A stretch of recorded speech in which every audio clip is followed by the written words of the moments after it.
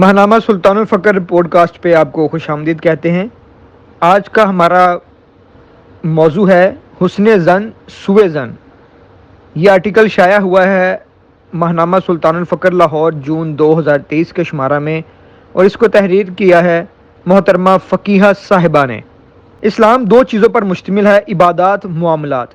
عبادات مخصوص ہیں، مثلا نماز، روزہ، حج، زکوٰۃ، ذکر و اذکار اور نوافل وغیرہ، جو کہ مجموعی طور پر دین کا 1/4 حصہ بنتے ہیں، یعنی ایک حصہ عبادات اور بقیہ 3 حصے اسلام معاملات پر مشتمل ہے۔ اس بات کو ایک مثال سے سمجھتے ہیں کہ اسلام ایک گھنے درخت کی مانند ہے جس کی بے شمار شاخیں ہیں، جس میں 5 شاخیں اسلام کے 5 رکن ہیں اور باقی تمام درخت معاملات پر مشتمل ہیں۔ آج کل ہماری تمام تر توجہ عبادات پر مرکوز ہے اور معاملات کے بارے میں سوچا ہی نہیں جاتا، حالانکہ خاتم النبیین رسول کریم حضرت محمد صلی اللہ علیہ وآلہ وسلم کی سیرت طیبہ سے ہمیں معاملات کی اہمیت کا پتہ چلتا ہے۔ نماز، روزہ جیسی عبادات تو ہجرت کے بعد فرض ہوئی ہیں۔ سامعین، اسلام نے کرۂ ارض پر ایک پرسکون اور پرامن معاشرے کی بنیاد رکھی، جس کی وجہ وہ تعلیمات تھیں جن پر عمل پیرا ہو کر مسلمان ایک دوسرے کے بھائی بھائی بن گئے، ایک دوسرے پر اعتماد کرنے والے، ایک دوسرے کا خیال رکھنے والے، ایک دوسرے کا بھلا چاہنے والے، ایک دوسرے کے دکھ درد میں شریک ہونے والے، ایک دوسرے کی غیبت سے بچنے والے، کیونکہ یہ عادت اپنے مردود بھائی کا گوشت کھانے کے مترادف قرار دی گئی ہے۔ لیکن موجودہ دور میں اسلام محض چند عادات کی پابندی سمجھ لیا گیا ہے اور معاملات کے ضمن میں صرف فریب ہی فریب باقی رہ گیا ہے۔ نماز، روزہ، حج وغیرہ یہ اس اصلی عبادت کے لیے مشق ہیں جس کے لیے انسان تخلیق کیا گیا ہے، یعنی معرفت اور قرب الہی۔ واصف علی واصف رحمۃ اللہ علیہ نے کہا تھا کہ جس محلے کی مسجد میں 5 وقت کی نماز ادا کی جاتی ہو، اس عبادت کا محلے والوں کی صحت پر کوئی اثر نہ پڑے، یعنی وہ ان کے معاملات میں بہتری نہ لائے، تو وہ عبادت قابل غور ہے۔ سامعین، رمضان المبارک کے مقدس ایام میں بھی ہمارے طور اتوار نہیں بدلتے۔ ہم عبادات تو بہت کرتے ہیں، لیکن ہمارے دل کی دنیا تبدیل نہیں ہوتی۔ اندر کی غلاظت صاف ہوگی تو پاکیزگی آئے گی، لیکن یہ ہمارا ٹارگٹ ہی نہیں ہے۔ ہم چاہتے ہیں دنیا تبدیل ہو جائے، لیکن اپنے آپ کو بدلنے کے لیے تیار نہیں ہیں۔ خود کو بدلنے سے تبدیلی کا آغاز ہوتا ہے، اور ایسے انسانوں پر خدا بھی مہربان ہو جاتا ہے، لیکن جو خود کو بدلنے پر آمادہ نہ ہوں، انہیں ان کی حالت زار پر چھوڑ دیا جاتا ہے۔ بقول شاعر، خدا نے آج تک اس قوم کی حالت نہیں بدلی، نہ ہو جس کو خیال آپ اپنی حالت بدلنے کا۔ سلسلہ سروری قادری کے موجودہ امام اور 31ویں شیخ کامل سلطان العاشقین حضرت سخی سلطان محمد نجیب الرحمن مدد اللہ الاقدس اس کے متعلق فرماتے ہیں کہ اسلام حکمرانوں سے نافذ نہیں ہو سکتا۔ اسلام تب تک نافذ نہیں ہوتا جب تک قوم اس کے لیے تیار نہ ہو۔ پہلے ہمیشہ تہ اور بنیاد سے درستی اور تعمیر کا کام شروع ہوتا ہے، پھر اوپر کا حصہ ٹھیک کیا جاتا ہے۔ حضور علیہ الصلوۃ والسلام کا طریقہ بھی یہی تھا۔ آپ مدد اللہ الاقدس مزید فرماتے ہیں کہ اسلام ایک قوت بن کر تب ہی ابھرے گا جب حضور علیہ الصلوۃ والسلام کے طریقہ کے مطابق قوم ٹھیک ہو کر قوت بن جائے گی، تو غلط حکمرانوں کو خود ہی باہر نکال دے گی۔ بدگمانی ہمارے معاملات کی خرابی کی ایک بہت بڑی بلکہ بنیادی وجہ ہمارا گمان ہے، کیونکہ گمان کی بنیاد پر ہی ہم دوسروں سے معاملات بناتے ہیں یا بگاڑتے ہیں۔ گمان عربی کے لفظ الظن کا ترجمہ ہے۔ ظن یعنی گمان اچھے اور برے دونوں معنی میں آتا ہے۔ قرآن کریم کی سورہ حجرات آیت نمبر 22 میں ارشاد ربانی ہے کہ اے ایمان والو، کثرت گمان سے بچو، کیونکہ بعض گمان گناہ ہوتے ہیں۔ یہاں صرف بدگمانی ہی نہیں بلکہ کثرت گمان سے روکا گیا ہے۔ بدگمانی سے مراد ایسی بات دل میں لانا ہے جس کا نہ یقین ہو اور نہ ہی اس کے متعلق 2 عادل گواہ موجود ہوں۔ گمانوں کی کثرت سے اس لیے روکا گیا ہے کہ یہ ایک ایسا عمل ہے جس میں غلطی کا امکان ہے۔ اگر ہمارا گمان درست ہے تب بھی اس میں خرابی ضرور موجود ہوگی کہ وہ گمان کسی ٹھوس شواہد اور دلائل پر مبنی نہیں ہے۔ لوگوں کے بارے میں ہماری رائے سنی سنائی باتوں پر مبنی نہیں ہونی چاہیے، اور نہ ہی بے بنیاد خیالات پر جو کسی نہ کسی بغض، کینہ یا حسد کی بنا پر ہمارے دل میں پیدا ہوتے ہیں۔ جن خیالات کی بنیاد محض ہمارا گمان ہو وہ درست بھی ہو سکتے ہیں اور غلط بھی۔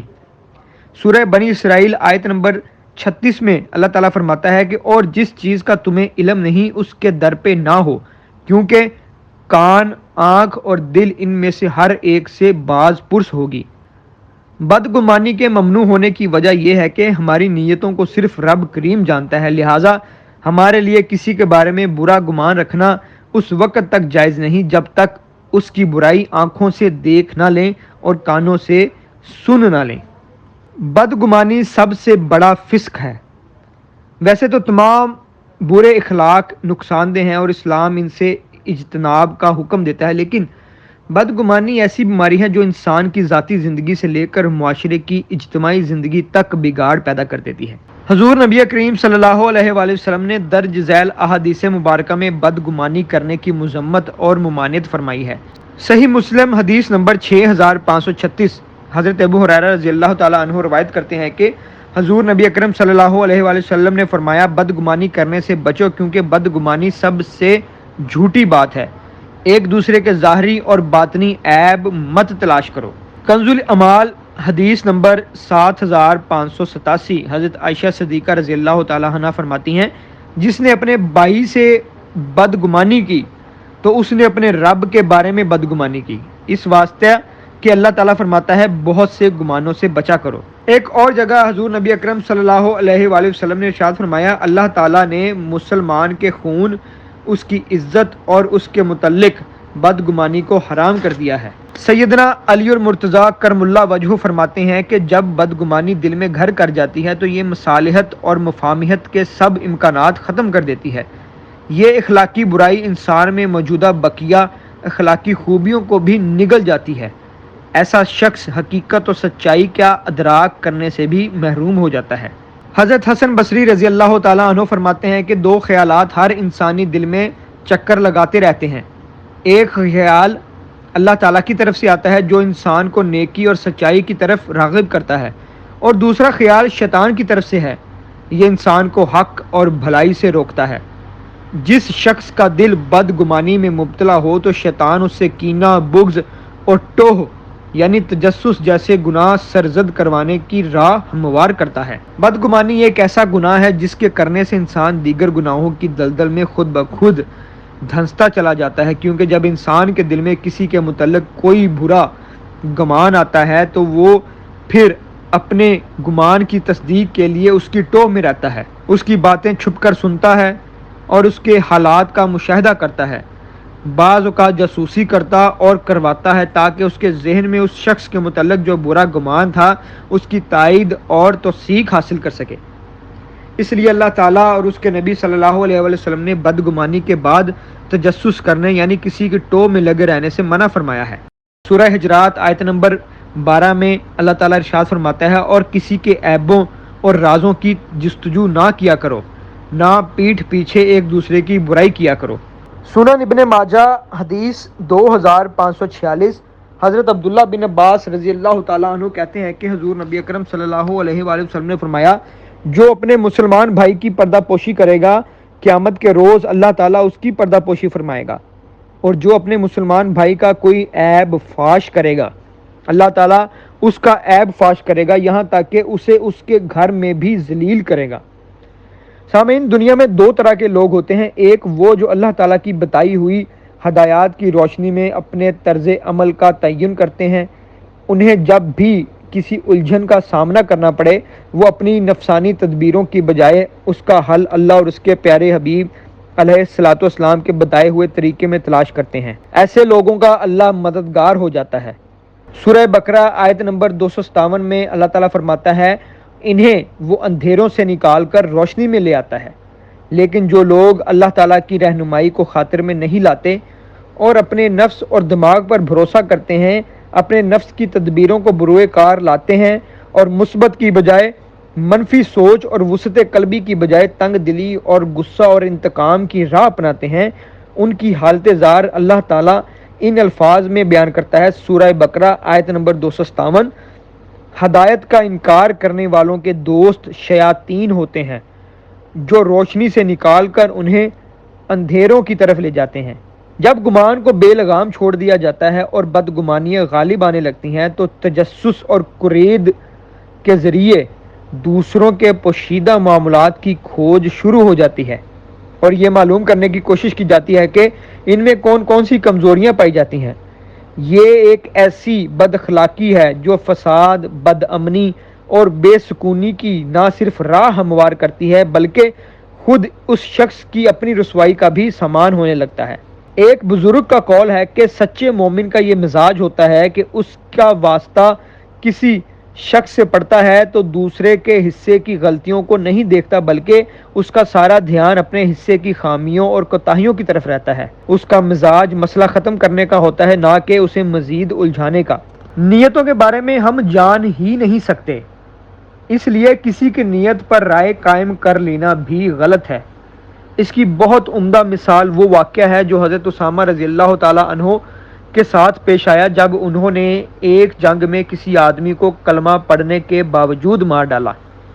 پھر جب وہ نبی کریم صلی اللہ علیہ وآلہ وسلم کے پاس آئے اور ان سے بات ہوئی تو آپ صلی اللہ علیہ وآلہ وسلم نے فرمایا، کیا اس نے لا الہ پڑھا اور پھر بھی تم نے اسے قتل کر ڈالا؟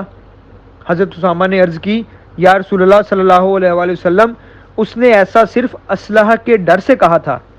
تو آپ صلی اللہ علیہ وآلہ وسلم نے فرمایا، تم نے اس کا سینہ چیر لیا ہوتا تاکہ تم جان لیتے کہ اس نے کلمہ اسلام دل سے کہا تھا یا نہیں۔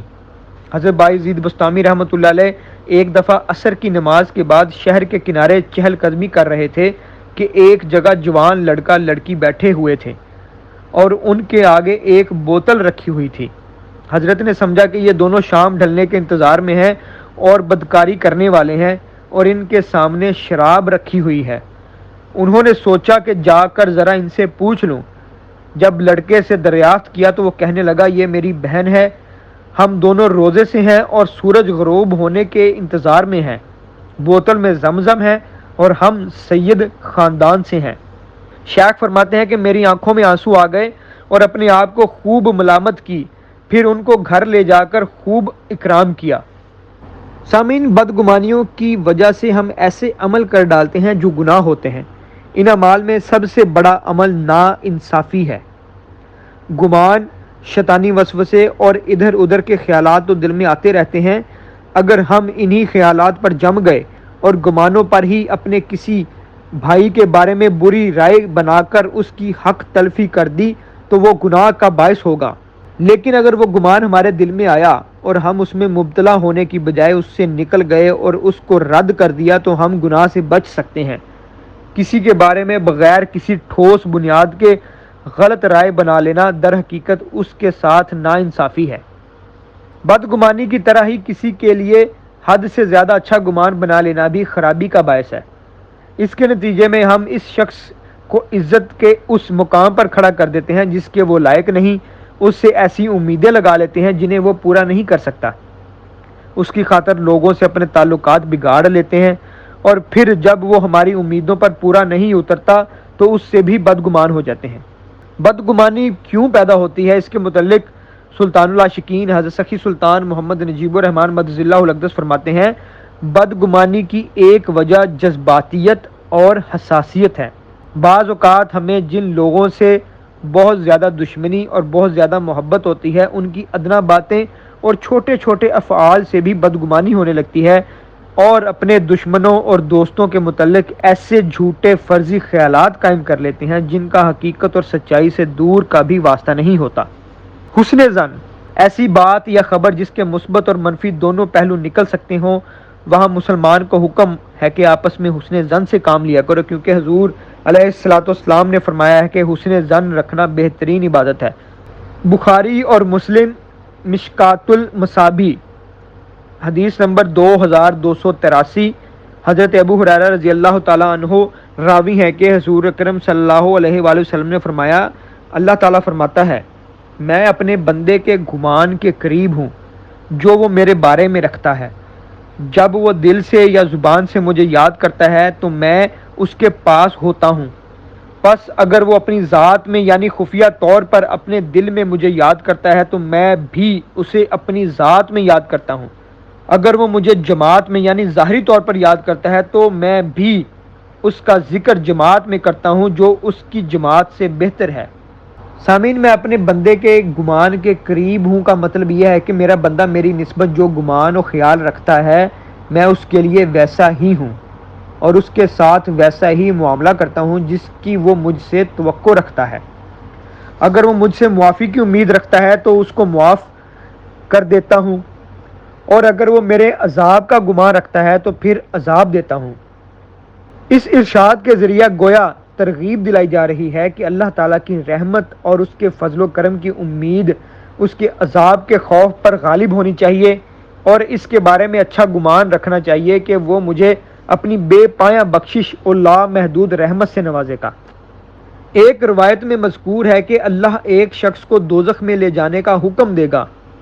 جب اسے کنارہ دوزخ پر کھڑا کیا جائے گا تو وہ عرض کرے گا، اے میرے رب، تیرے بارے میں میرا گمان اچھا تھا۔ اللہ تعالیٰ فرمائے گا، اس کو واپس لے آؤ، میں اپنے بندے کے گمان کے قریب ہوں جو وہ میرے بارے میں رکھتا ہے۔ سامعین، اچھا گمان کا مطلب اور اس کی حقیقت یہ ہے کہ عمل کیا جائے اور پھر بندہ بخشش کا امیدوار رہے۔ بغیر عمل صرف امید ہی پر تکیہ کر لینا ٹھنڈے لوہے کو کوٹنا ہے، یعنی ایسی امید کا کوئی فائدہ نہیں۔ سوء ظن سے بچنا اور حسن ظن کی عادت اپنانا تزکیہ نفس کے بغیر ناممکن ہے۔ تزکیہ نفس کے لیے مرشد کامل اکمل جامع نور الہدا کی صحبت ضروری ہے۔ تو آئیں آج کے اس پرفتن دور میں سلطان العاشقین حضرت سخی سلطان محمد نجیب الرحمن مدد اللہ الاقدس کے دست اقدس پر بیعت ہو کر تزکیہ نفس اور تصفیہ قلب کی منازل طے کریں، تاکہ معرفت الہی نصیب ہو۔ جو اپنے خالق حقیقی کی معرفت حاصل کر لیتا ہے تو اللہ رب العزت اس پر اپنی رحمت نازل فرماتا ہے۔ سامعین، اس مضمون کے لیے جن کتابوں سے استفادہ حاصل کیا گیا ہے ان میں شامل ہے کیمیائے سعادت امام غزالی رحمۃ اللہ علیہ، نفس کے ناسور تصنیف سلطان العاشقین سخی سلطان محمد نجیب الرحمن مدد اللہ الاقدس، حسن ظن تصنیف ڈاکٹر طاہر القادری، بدگمانی تصنیف مصدق گھمن، ایمان اور سکون مصنف پروفیسر محمد نصر اللہ معینی۔